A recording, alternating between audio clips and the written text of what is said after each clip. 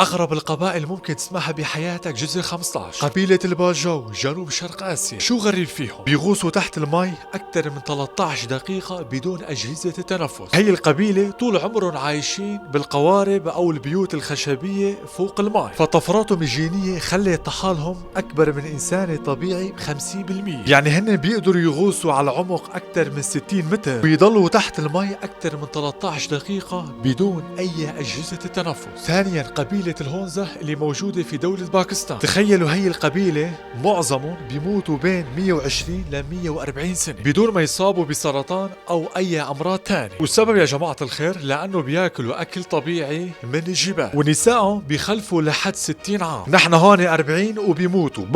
ثالثا قبيلة حادثة في تنزانيا. تخيلوا هي القبيلة لغتهم أو الطريقة اللي بيتواصلوا مع بعض عبارة عن أصوات الطقطقة.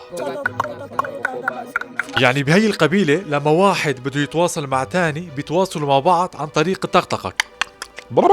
وبس. تقدروا تلاقوا هذا الايموجي